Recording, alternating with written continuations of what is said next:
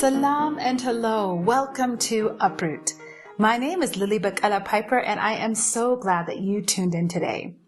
Today on the show, we continue in our series of topics on why Black Lives Matter. And today, we're discussing why, in particular, Black journalism matters. 2020 has been a year of extraordinary headlines, just one after another. And as we consume stories about the pandemic or police brutality, the economy, our communities, I think it's really important to think about who is telling these stories and what perspectives are elevated to the headlines.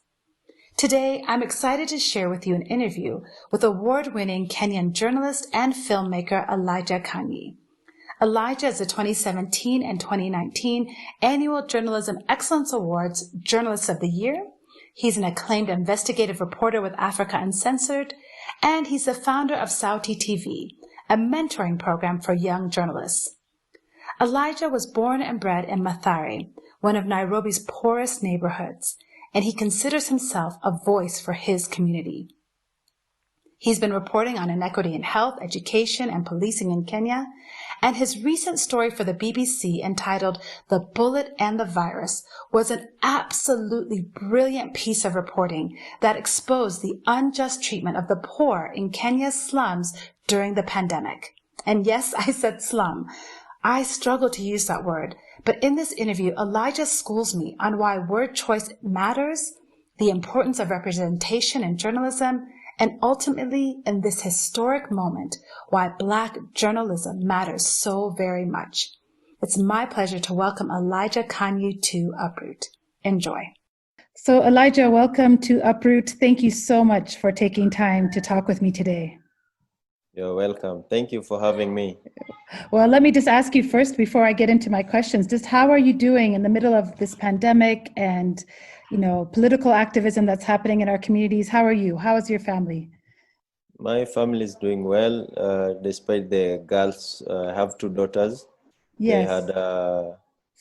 They were bored the first 1 week, and then they got used to it. It became they got used to the situation. Yeah. And then they came to realize there was something that is called COVID-19, and they had to accept. Yeah. So it was a bit difficult to explain to them that we can't go for a walk or anything. Well, I live in Isli, so okay. Everything was, when it was locked, no one could go out or inside. Right. So we had to stay indoors. For them, at least for me, I had a press card. I could go anywhere. Yeah. But there's maybe you can get junior press cards or something for them. They can assist on your stories.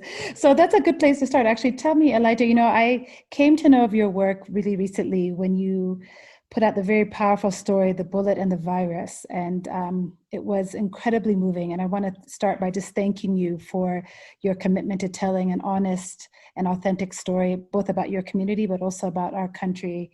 So thank you. Let me start with my appreciation. What inspired you or motivated you to become a journalist? My society. I was born in Mathare. I was brought up in Mathare.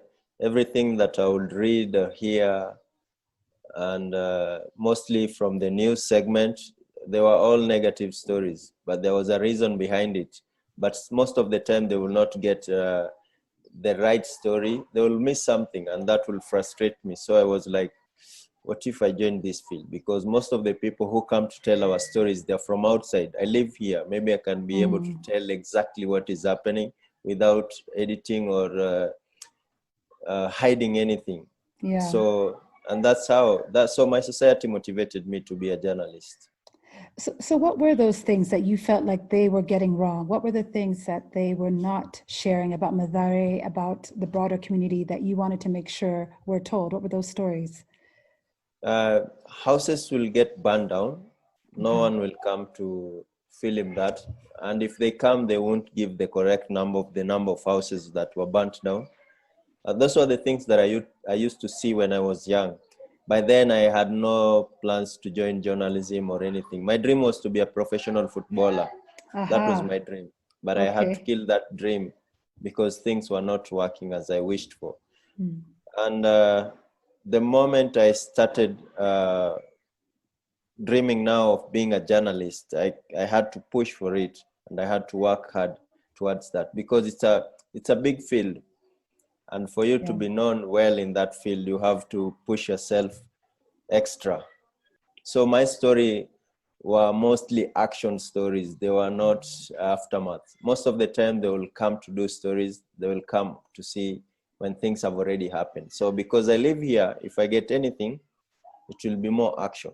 It didn't matter the quality of the stuff that I had, because the camera that I was using, it was a camcorder, those birthday small cameras when I started. That's a vintage camera nowadays. Nowadays, that's antique almost. Let me ask you.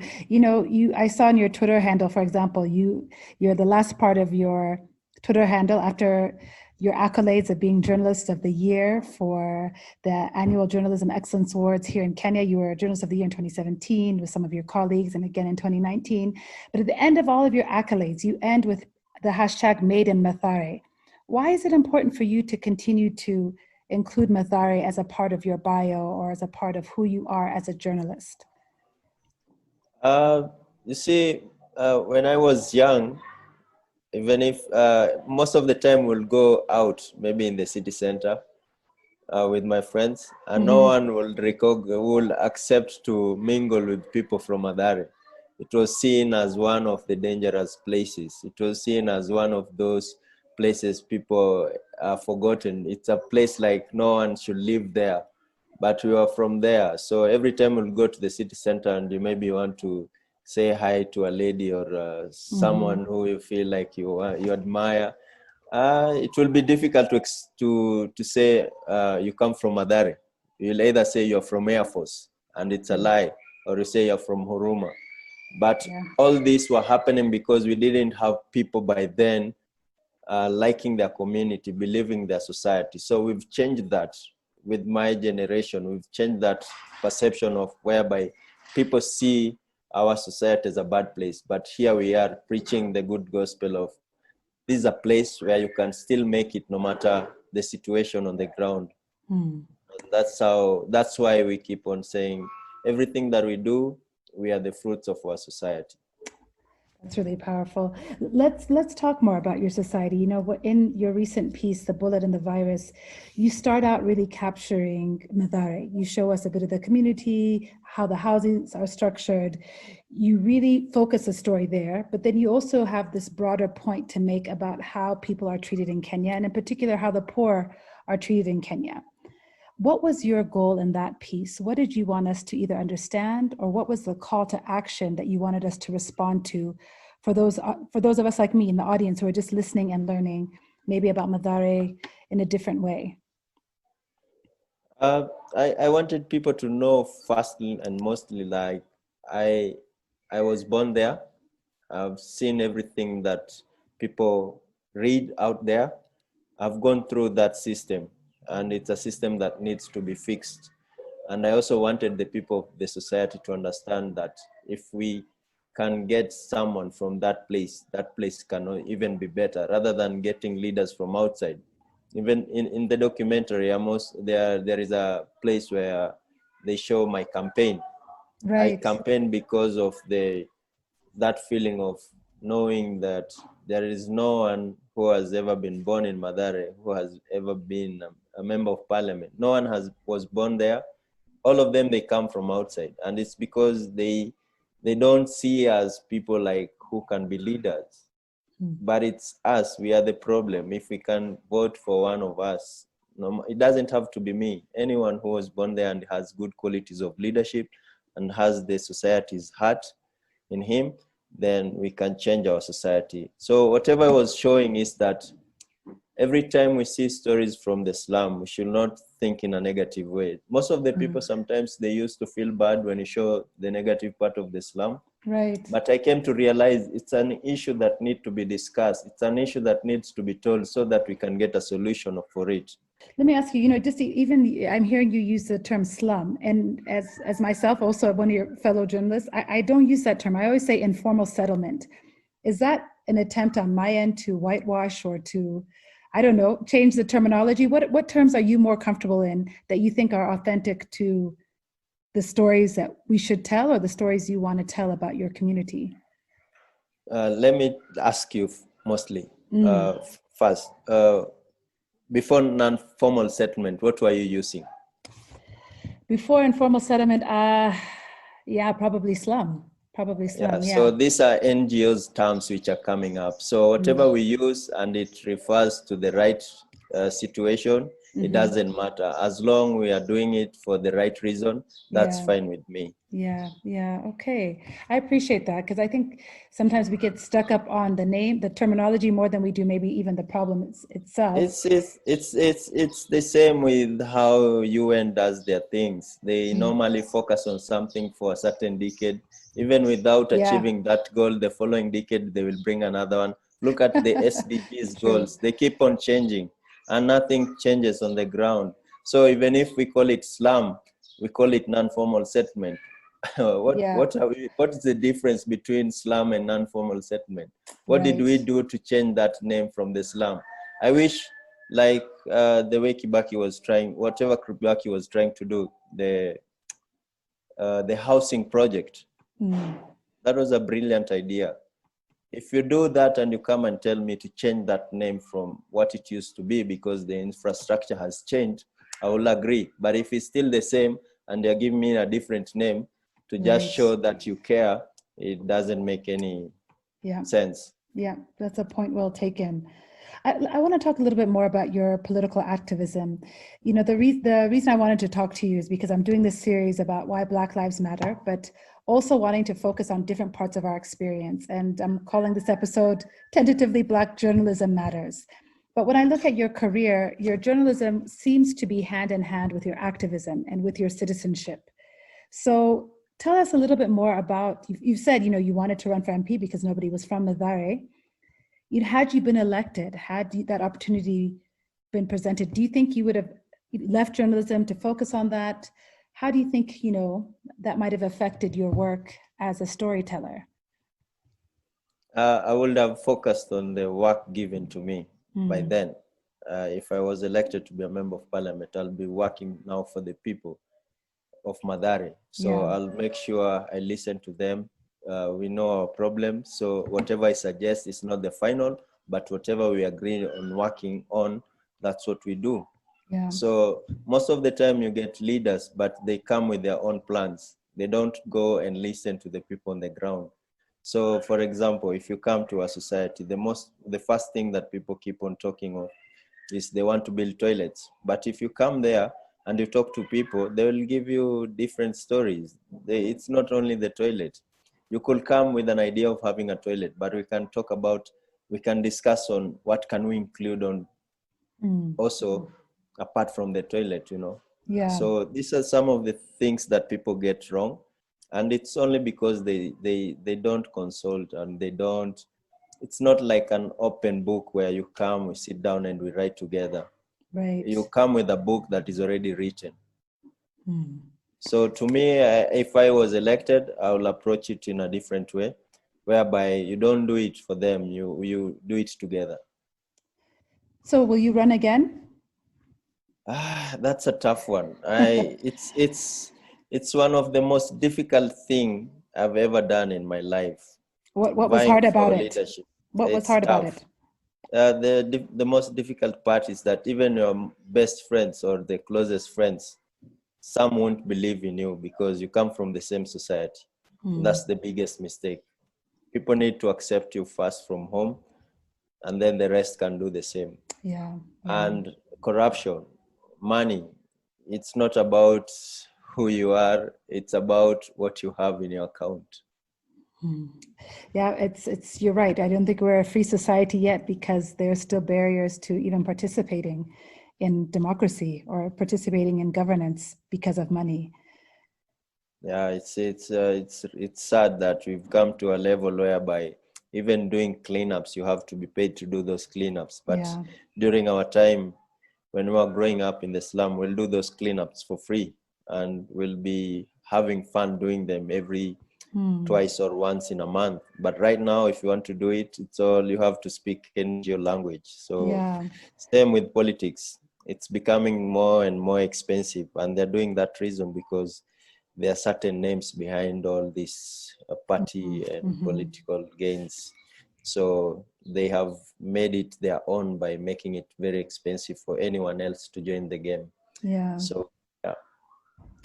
So let me ask you, what do you think has changed? Has our society changed? Have circumstances changed? What has shifted from, like you said, when you were a child and there was a sense of, this is my community, this is what we do, to now where there's an expectation of, compensation or a return? What do you think has either created that change, or what is the difference? The first thing I would like to say is we've created that belief that you can make it even if you're born from there. You can be whatever you want to be, no matter who you are. And that's to me, that's something that I feel proud of, that someone can walk out there and you ask them, where are you from? And they'll say proudly, I come from Mathare, without fear. Yeah. So the fear that we had earlier, we've stood against it and we've won that part. So there is this other part of development, structural, housing, social issues there that need to be tackled on. And this can only happen through firm leadership, with good leadership, with politician understanding the people's need. There are things that we can do as people who are born there, but we can't, we can't do everything. Right. So let's talk a little bit more. It seems so much that your political activism really does go hand in hand with your work as a journalist. When that March hit and the pandemic started to just change all of our lives, I think all of us thought that 2020 would be the year of coronavirus. But then in May, now the world's attention is around racial justice. And in Mathare as a community, I know, has a history of being politically engaged. As you look at these stories, the pandemic and Black Lives Matter, how do you see those coming to bear in our Kenyan context? What's the link there? When I look at what is happening in the US through COVID, everything that we are happening now, it's more, it's having that publicity because also of COVID. COVID has come to like expose things.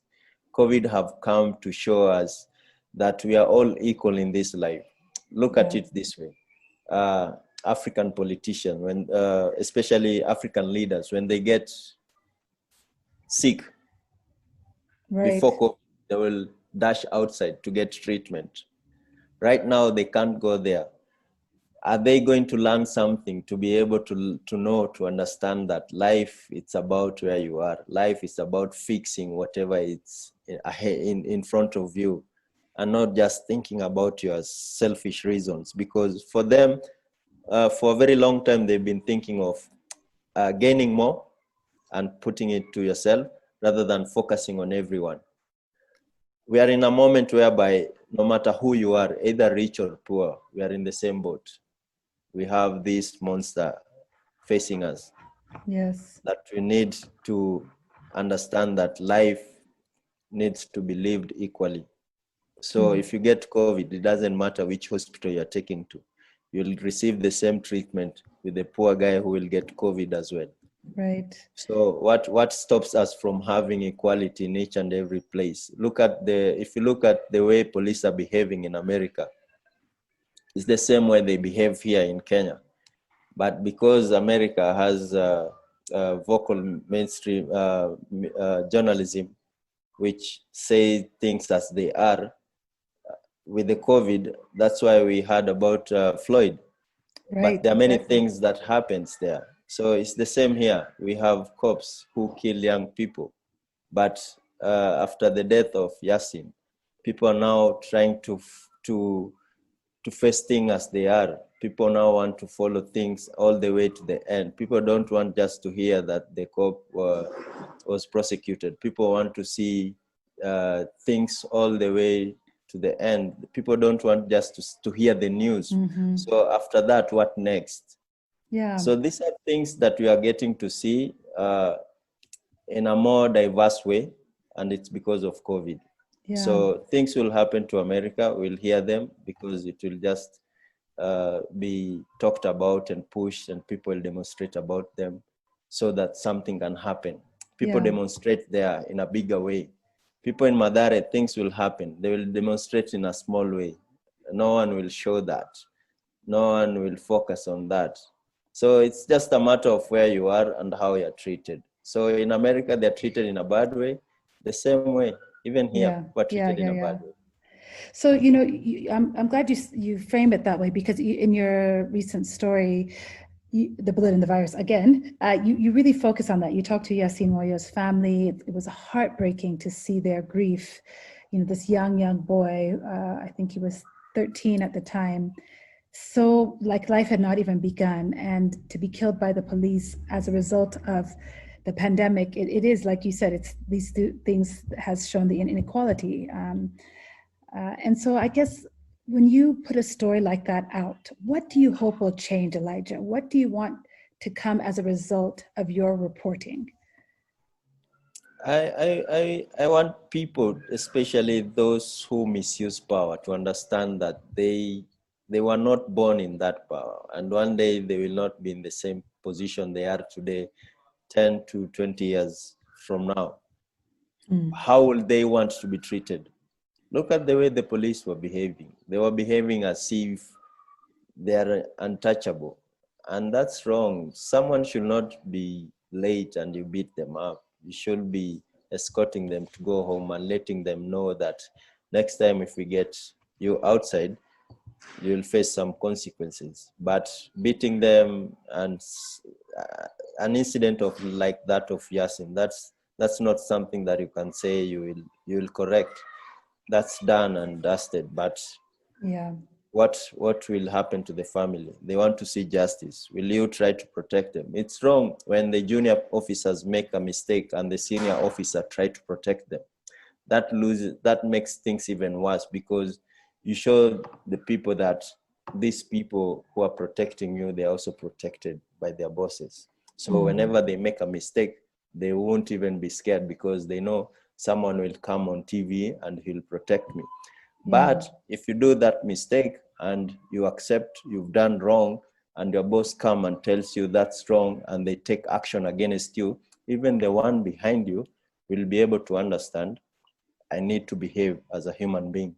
I don't need to take my humanity out of whatever I'm doing because I'm a cop. And these are some of just simple things that we need to fix, and everything will be fine. But if we keep on behaving the way you're behaving, things will keep on getting harder and worse. Let me ask you, so, you've said, one target audience for your reporting are policymakers, politicians, the police.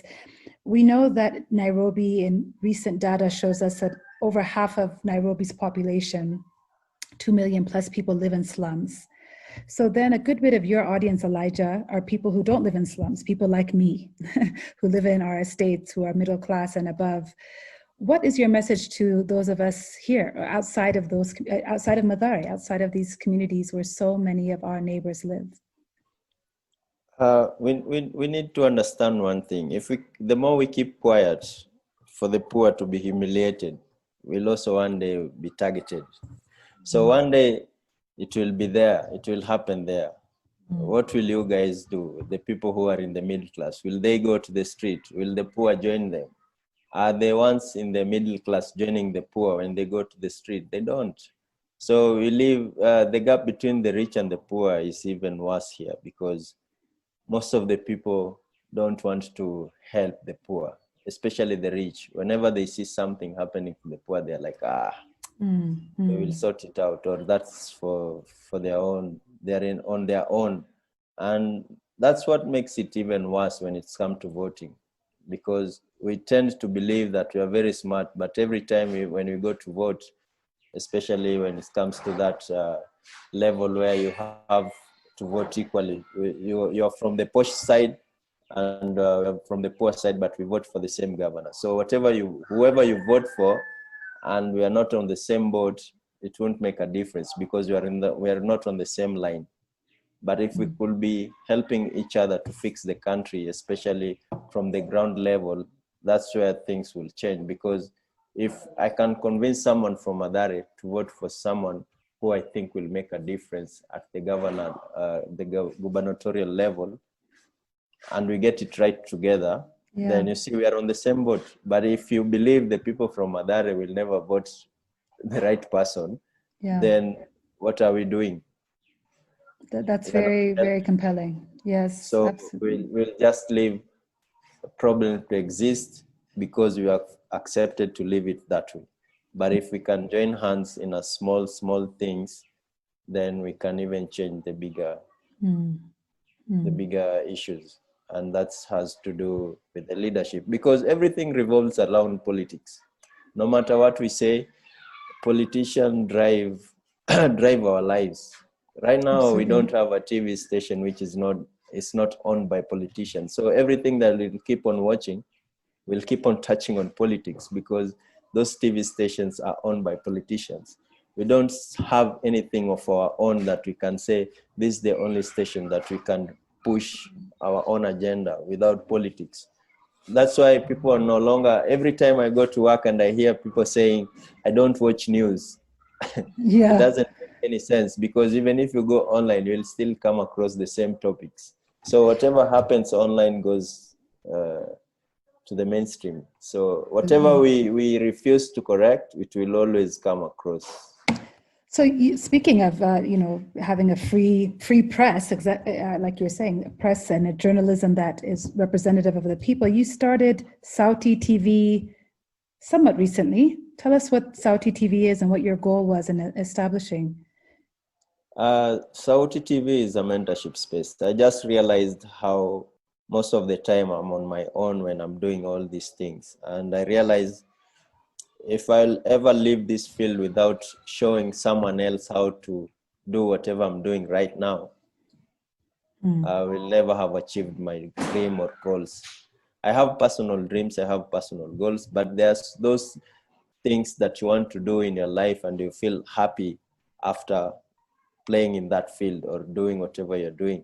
So to me, I felt like if there is something that I will be proud of, is to mentor young people to be filmmakers, to be able to tell our story, to be able to tell their own stories. So this is a platform which also, to me, it's more like sometimes everything that I do, they are most hard-hitting, but it doesn't mean there's good stories out there to be told. So if you look on our platform, Sauti TV, on Twitter, on Facebook, we're just telling positive stories. Fantastic. That's so important. Yeah, so the positive stories are there and they need to be told, but it doesn't mean those negative stories can't be told. They are being told because there is a reason behind it. So absolutely, Sauti TV is there to tell positive stories from the slum. So two quick questions. Give me one positive story that's really encouraged you from Sauti TV or elsewhere.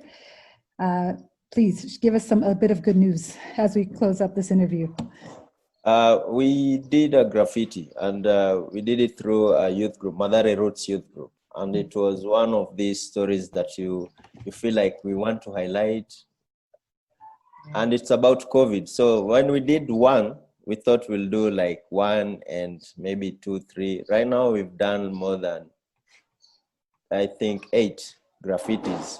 Fantastic. Including that of Yasin. And all this came through as filming and covering our own story and airing out there. And people will reach out to us and ask, what can we do? How can we help? Do you have another wall? I want to support that, the next graffiti. So it's through the small things that we do that took us to that level of where we did 10 graffitis. Even the bullet and the eyes, it's through Sauti TV. So I shared some of the stories that the feminists, the Mathare activists were doing in the slum, and some youth leaders. And when I shared those links with the guys who were behind or at BBC, they looked at the story and they called me and they told me, can you personalize these Sauti TV stories? That's and fantastic. I was like, yes, I can do that. And it's through these free stories that we're doing that I was able to highlight the biggest stories that people are scared of doing in a small way. Oh, it's not a small way at all. This is exactly why Black journalism matters, because there's a story that only you can tell. Because as you've said, you're a son of this place, you're a son of Mathare, and there's a way that you can tell the story that brings dignity and worth and value in a way that nobody else could tell it. So Thank you. It's a small thing maybe in your eyes, but for me, it's transformative, and we need 1,000 more Elijahs. So I'm so excited about Sauti TV, and I hope listeners that you will reach out to support their work. You can find them at Twitter at Sauti, SAUTI_TV. Last question for you, then I'll let you go because I know you have a lot of shoots upcoming. What's next for you, Elijah? What's the story about Mathare, about Kenya that still needs to be told? We just keep our eyes open, and whatever we do, we have to keep on pushing. So there are many stories that need to be told, and all of them can only be told if we keep our eyes open. So we'll keep on watching, especially we've had a lot of funding coming for COVID. So that's something needs to be looked at because COVID is being funded from every corner. Is the money being funded going to do what it's supposed to do? Or will it go to the people's pocket? So there is something African Censored is working on, and it will come out soon. So even the police brutality won't stop now. So we'll keep on pushing, and there are things that need to be told until something happens. So we won't keep quiet, and we won't slow down. We'll keep on going. That's fantastic. Elijah, thank you so much for being on Uproot today. It's a real pleasure to talk to you, and I can't wait for this to be over so I can meet you in person and show my appreciation. But thank you so much for being on Uproot today. Asante sana for having me. I do appreciate. Yeah, karibu. Bye. And take care. Be safe.